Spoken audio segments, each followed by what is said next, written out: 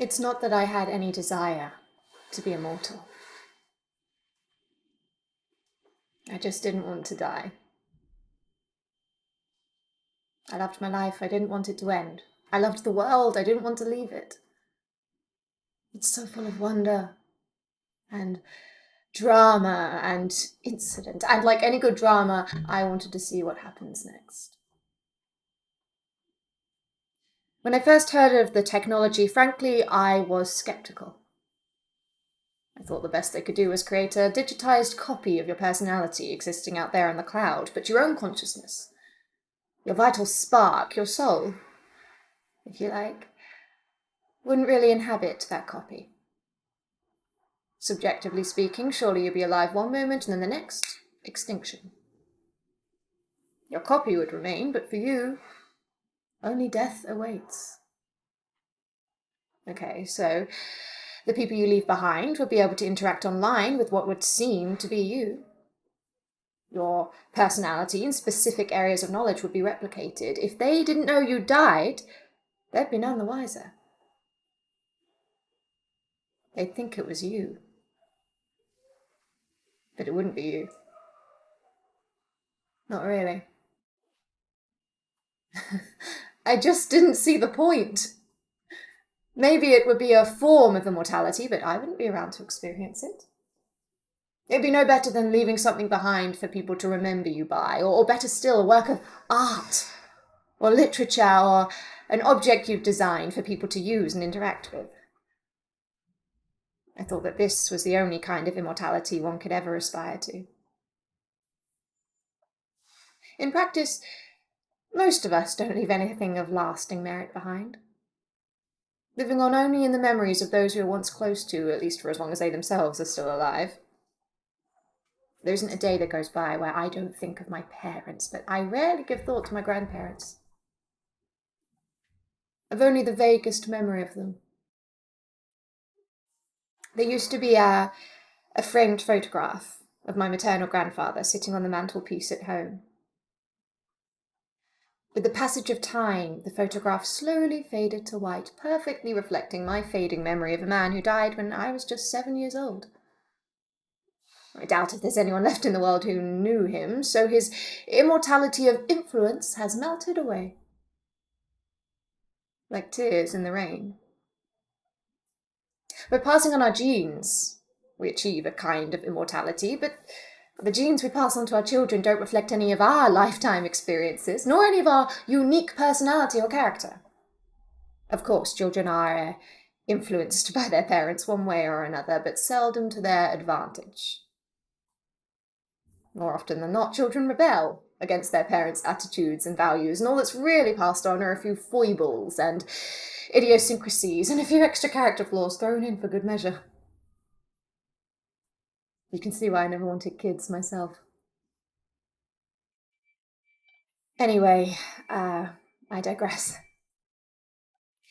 So, the people who had made the transition were claiming that it wasn't just a copy of their consciousness uploaded to the cloud.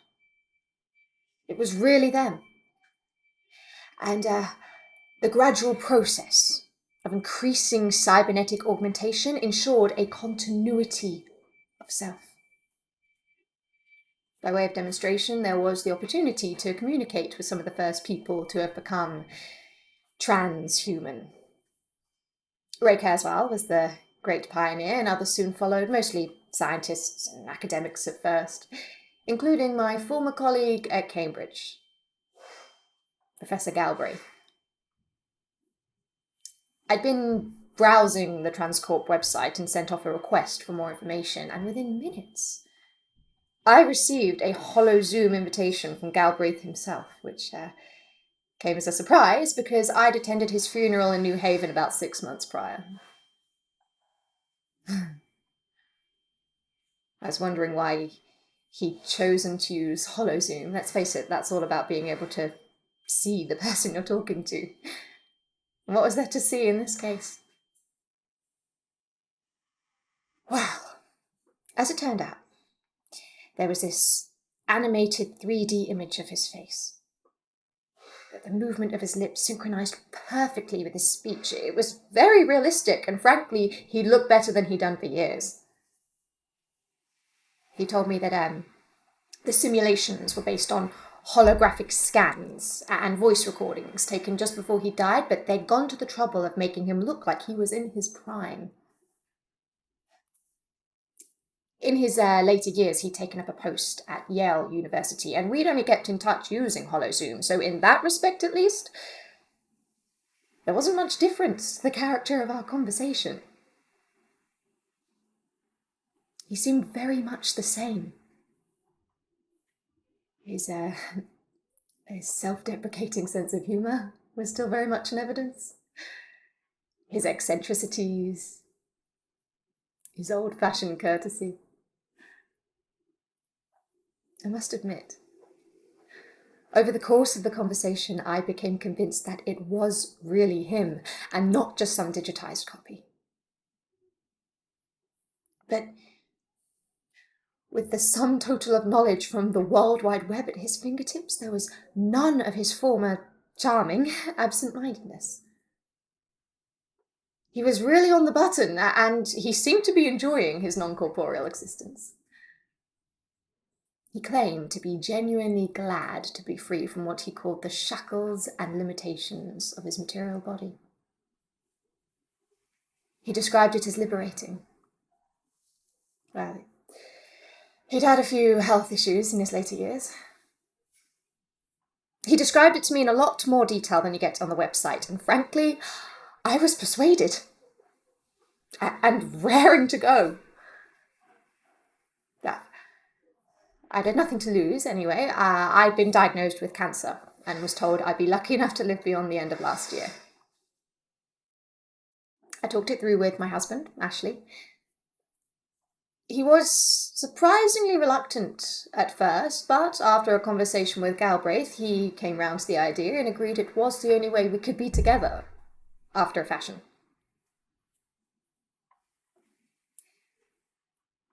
I'm hoping that eventually, when Ashley's time comes, he'll decide to follow me down the same route. I'd hate to lose him. Not now that death is so unnecessary and wasteful. We spend a lifetime building relationships, accumulating memories and knowledge and hopefully wisdom. To have it all extinguished in a moment, snuffed out like a candle, is such a profligate waste and absolutely not a fate I was willing to accept.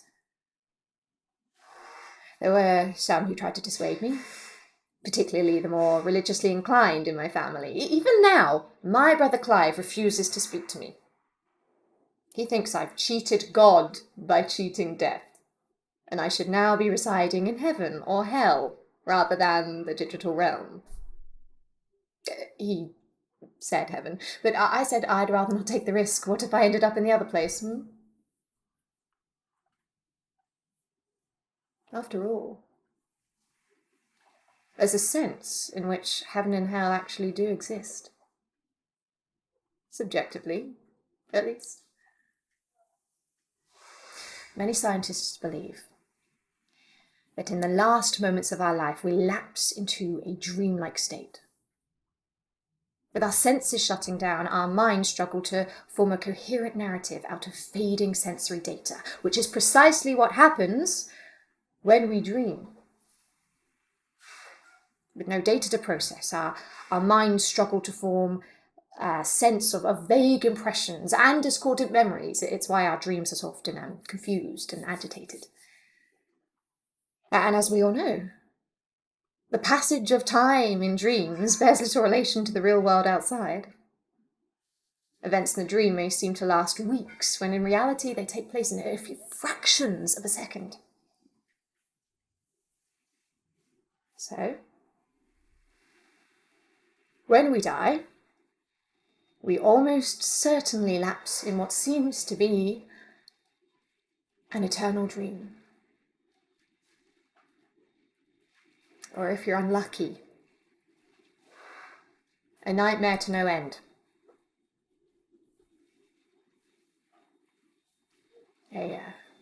They say eating blue cheese brings on nightmares. If you're not planning to live through the night, I suggest you avoid eating Stilton for supper.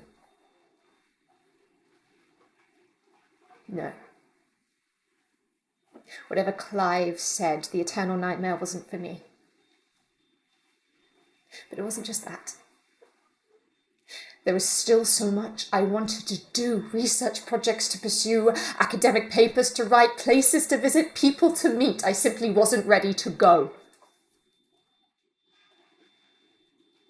So I signed up.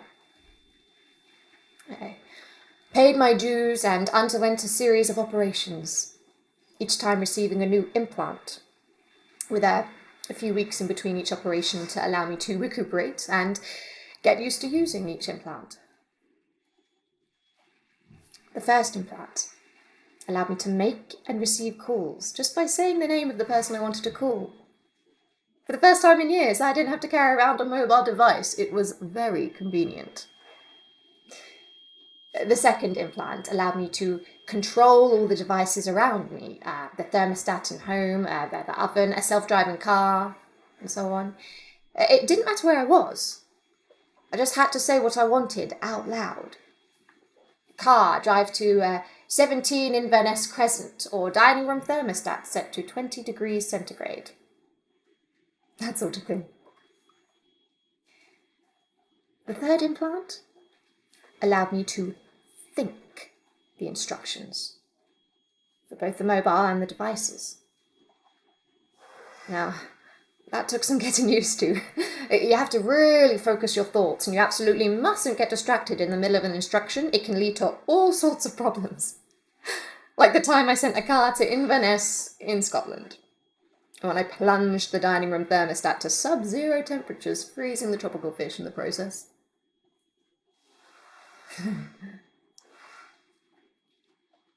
The fourth implant allowed me to surf the internet, just by thinking where I wanted to be, which website I wanted to visit, which interactive holodrama I wanted to engage with, or which interactive reality scenario or game I wanted to immerse myself into. That was really quite something, once I got used to navigating my way around. But that took some time. After all, I wasn't experiencing these things through my eyes and ears. And my mind had to translate electronic signals to give the impression of images and sounds. But much like the way the software in your tablet generates real images and real sounds. Making sense of the confusing cacophony of data was not unlike a baby coming to terms with its first sensory experiences. Communicating with websites and navigating the cloud, well, it was like learning how to walk and talk for the very first time. I got completely lost several times, on one occasion getting stuck for days on a website devoted to Spanish hacienda cookery. It took several months before I was able to navigate the cloud with any confidence or accuracy. The next implant allowed me to upload my memories to the cloud, both new ones and old ones, and I spent a good deal of time reliving the past experiences of my life and uploading them to the cloud where they'd be preserved forever and accessible to me whenever I wanted them. Apparently, the aspects of your personality tied up with memory are uploaded in the same process. I didn't have to do anything, it just happens automatically. Memory makes up about 90% of our personality anyway. The rest being our initial drive, determination, and strength of character. We're born with those. What separates the men from the boys, so to speak. As each day passed, I spent more and more of each day apparently comatose in my hospital bed, whilst my mind navigated the digital realm. communicating with websites and interacting online in virtual scenarios and communicating with Ashley and with friends and colleagues. I was even able to resume my work for the first time in months, completing a couple of research projects I'd started before I fell ill. The final implant allowed me to move my consciousness seamlessly between my body and the digital realm, and when necessary, reside entirely in the cloud. It was obviously important that I'd be there in spirit when my body eventually expired. And when I say in spirit, I mean the part of my mind that experiences the present moment. At Transcorp, they call it the essence. Survival of the essence is very much key to a successful transition from human to transhuman. The essence, in common with other mental processes, it's nothing more than electrical activity generated by networks of neurons. You can call it spirit, or soul, if you like. But until now, it's always been confined to organic brains. Before transhumanism, the notion that the soul could exist outside the body or survive beyond the grave was no more than errant nonsense, fueled by wishful thinking and religious dogma, perpetuated by those determined to control our behaviour in this life with the promise of a better life in the hereafter. But the essence or soul, it isn't localised. It dances around various parts of the brain. One moment, reliving past events of your life, the next moment experiencing the now, and in another moment thinking ahead to the future, or whatever it is you happen to be focusing on at that point. And once you're conditioned to directly experience the digital realm, it can dance there as well. The essence has always had a point of focus, that's its definition in a way, but it also has a point of locus, a position in space. That point of locus is no longer confined to the grey matter in our skulls. The essence is fundamental to who we are as individuals. Even in people with advanced stages of dementia, they've lost all personality, all memories, all capacity for reason and judgment. They can barely function as humans, but the essence is still there. We live in one moment after another, one thought after another, however confused. It's not even just in humans. Animals have it as well, even the very simplest of organisms. Knowing that should give anyone pause for thought before they casually crush a spider or tuck into a plate of veal or foie gras. The essence is even there when we dream. And only in the deepest, dreamless of sleeps is it switched off entirely, reactivating again when we awake. But is the essence that reappears in the morning the same essence that disappeared in the night? Well, that's a question for philosophers. So, I was spending most of my time in the digital realm and only coming back to my body when I had a visitor at the hospital, more for their sake than mine. As each day passed, it was becoming increasingly painful to reside in my body, and I didn't want my mind dulled by morphine because that made it harder to leap into the digital realm. Eventually, I asked people to stop coming to my hospital bedside and to interact instead with me online, preferably by holozoom. By that point, I'd had my holographic scans and voice recordings, and my digital facsimile was ready to go. Then my doctors told me I had no more than days to live. Not that it bothered me, under the circumstances. To be honest, I was looking forward to seeing the back of my decrepit old body. At that point, become nothing more than a source of pain and discomfort and humiliation. We were holding hands for what I thought would be the last time when I made that final leap into the digital realm, never to return to my old body again. Despite my eagerness to become transhuman, that was a very poignant moment for both of us. Ashley later said that he was still holding my hand when I died later that night in hospital. Peacefully, as they say.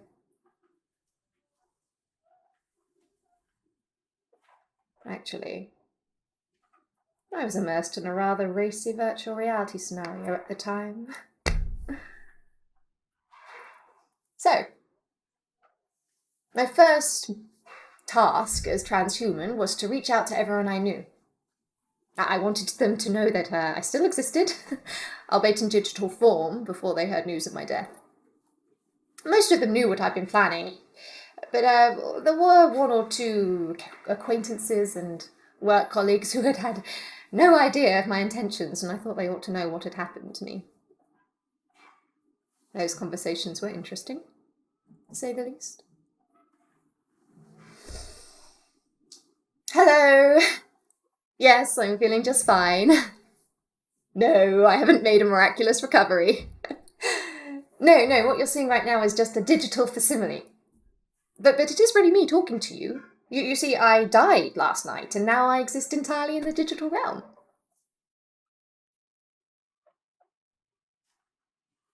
No, don't send flowers. No, really. Don't. After all, I'm not really dead.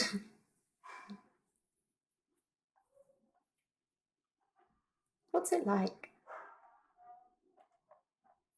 That was the question on everyone's lips. What's it like to exist in the digital realm? Well, the closest approximation I can give you is to compare it to a lucid dream.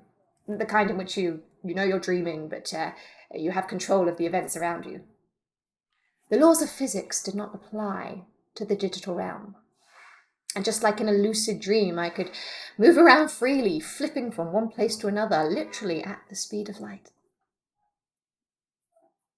It does take a while to get to that stage, but I'd had plenty of practicing before I made my final transition.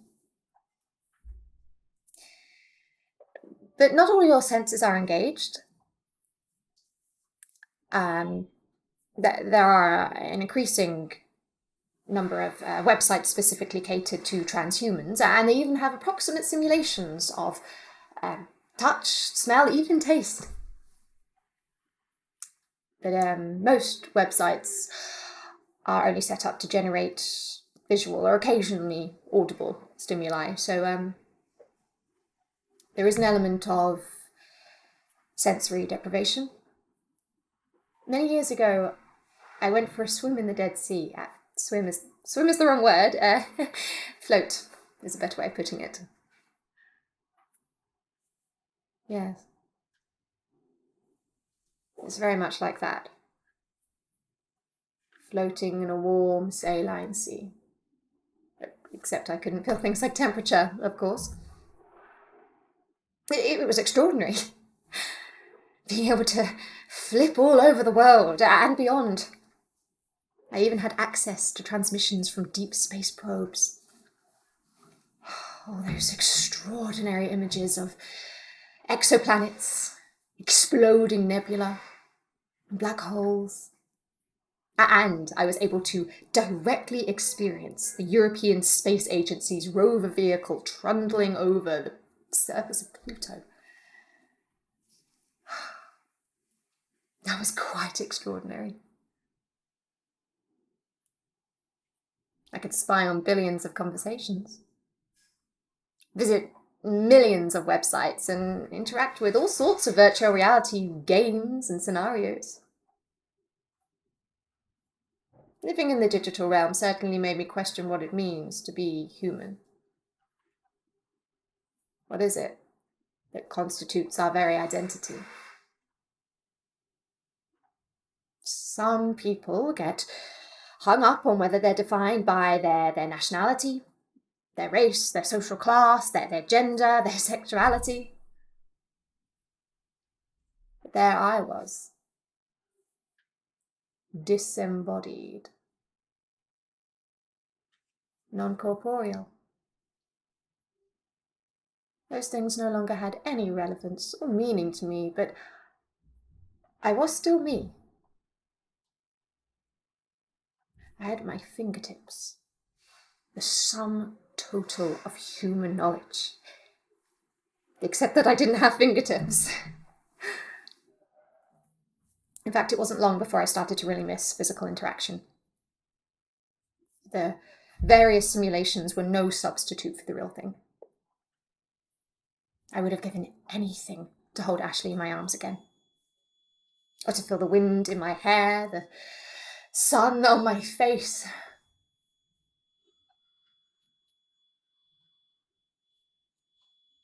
Well, it turns out there is a way for transhumans to experience all of these things, and more besides. If you can find someone with the appropriate implant, you can download your consciousness and directly share their experience, their physical experience. Now, all of this costs. Fortunately, that wasn't a problem. The real difficulty is finding someone prepared to allow you to share their experiences. In a way, it's the most, the ultimate invasion of privacy. And it turns out it's illegal in this country. To my mind, the laws governing these things are far too inflexible. After all, the hosts can do very well out of it, and certainly the people who handle them can. It's quite common in Russia. Mainly female hostesses. Most of them come from poor families, so they can't possibly afford the implant themselves, so the operation alone costs £20,000. So someone has to put the money up in the first place. But it's a very worthwhile investment. I made contact with Ivan through the dark web. It turns out he had several girls, all set up with implants, ready to share in their experiences. He sent me holo videos of each of them, and I chose Titania, described by Ivan as a sweet 22-year-old blonde from Vladivostok. Well, judge for yourself.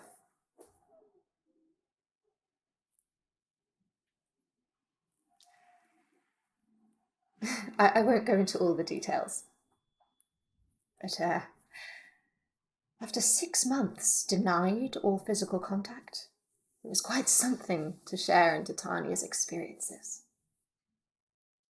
Even just feeling the Siberian wind on my face, or enjoying a good meal. I've developed quite a taste for beetroot soup and pickled gherkins. I arranged with Ivan to share in Titania's experiences for an hour every day. And this went on for a few weeks, but it was all very passive, and quite frankly, the novelty started to wear off. It was quite frustrating. The things she would do with her time. I've never before understood the wisdom of that phrase. Youth is wasted on the young. It turns out that there are several degrees of experience. The ultimate state known as full immersion. That's when you can take control of your host's motor function, so you can actually speak through their mouths. Now, this costs a lot more, but it was a small price to pay. So again, initially, for 1 hour every day, I effectively became Titania. Now that was a much more satisfactory arrangement. It was extraordinary being able to experience life through this youthful body, with all its agile limbs and acute senses. Especially when I'd had months of digital limbo before that, preceded by a decade or more of the limitations of old age. I was 87 when I died.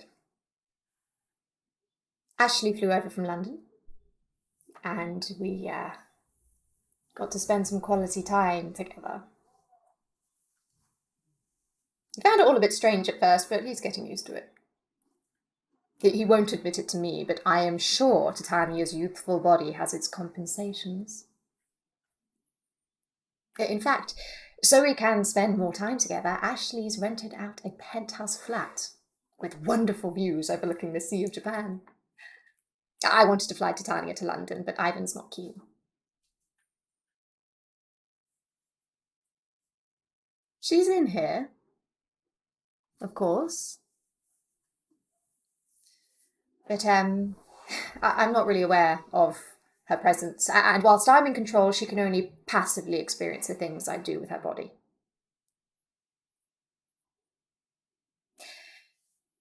The trouble was, it was quite a wrench to return to the digital realm, and when I was there, I spent all of my time yearning to be back inside Titania.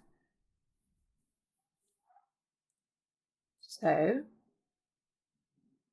I came to another arrangement with Ivan. To spend much more time in Titania. Just for a few extra hours at first, and now we've agreed that I spend all of her waking hours here.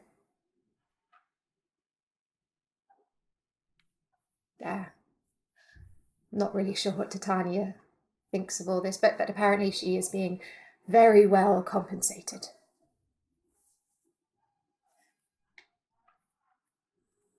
I've had a few complaints from Ivan about overeating and overindulging in one or two other things as well. Titania certainly put on quite a bit of weight since I've been in control. And now it turns out she's pregnant.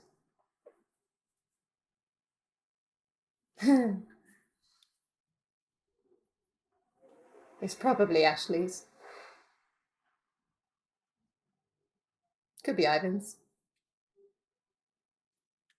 Either way, it's going to be an interesting experience.